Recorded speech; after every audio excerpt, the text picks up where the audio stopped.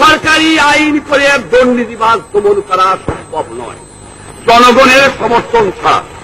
আজকে আমার এক নম্বর ওয়াদা হবে আপনাদের কাছে, সেটা হলো এই, আমি বলেছিলাম ঘরে ঘরে যুদ্ধ করো। কেন? জিহাদ করতে হবে, যুদ্ধ করতে হবে শত্রুর বিরুদ্ধে।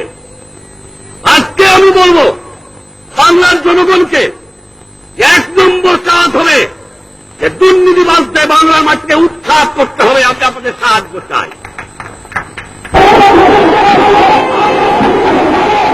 কেমন করে করতে হবে? আইন চালাবো, ক্ষমা করব না, যাকে পাবো ছাড়বো না। একটা কথা আপনাদের করতে হবে, জনগণে এমন গণ আন্দোলন করতে হবে, আমি গ্রামে গ্রামে নামবো, এমন আন্দোলন করতে হবে যে ঘুষখোর, সে দুর্নীতিবাজ, যে মুনাফাখোর, সে আমার বিদেশে চালান দেয়, তার এই সামাজিক বয়কট করতে হবে। এই কথা মনে রাখতে হবে।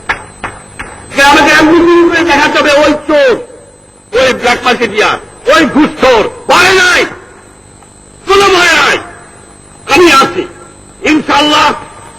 আপনার অত্যাচার করতে দেব না, কিন্তু আপনাদের গ্রামে গ্রামে আন্দোলন করে পারেকে ছাত্র ভাইরা পারে, পারেকে যুবক ভাইরা পারে, পারেকে বুদ্ধিজীবী পারে, পারেকে জনগণ পারে, ঘরে ঘরে আপনাদের যুদ্ধ করতে হবে। সে যুদ্ধ করতে হবে এই জন্য দুর্নীতিবাদকে খতম করো, বাংলাদেশের দুঃখী মানুষের দুঃখ মোচন করো। এই দুর্নীতিবাদ যদি খতম করতে পারি, শতকরা 25 থেকে 30 ভাগ দুঃখ বাংলার মানুষের চলে যাবে। আপনারা জানেন যে আমার দেশে যে জমিতে ফসল হয়, এই 1 একর জমিতে জাপানে ফসল হয় 3 গুণ বেশি, 3 গুণ বেশি। আমার 1 একরে যে জমি ফসল হয় জাপানে তার চেয়ে 3 গুণ বেশি হয়। কিন্তু আমার জমি দুনিয়ার সেরা জমি, আমি কেন সেই জমিতে ডাবল ফসল করতে পারবো না, দ্বিগুণ করতে পারবো না? আমি যদি দ্বিগুণ করতে পারি তাহলে আমাকে খাদ্য কিনতে হবে না, ভিক্ষা করতে হবে না। ভাইয়েরা আমার, বোনেরা আমার, ভিক্ষুকের জাতের ইজ্জত নাই। আপনারা যখন একটা লোককে ভিক্ষা দেন 1 টাকা কি 8 আনা, তার থেকে কিভাবে চান? ওটা ভিক্ষুক, যা ওটা নিয়ে 8 আনা পয়সা।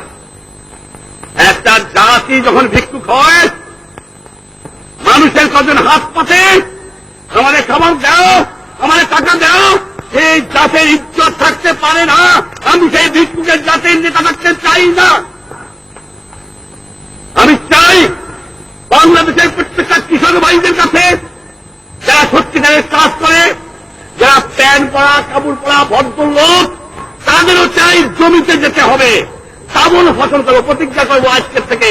ওই শহীদদের কথা স্মরণ করে ডাবল ফসল করতে হবে। যদি ডাবল ফসল করতে পারি, আমাদের অভাব ইনশাআল্লাহ হবে না, ভিক্ষুকের যে হাত পাচ্ছে আমাদের হবে না।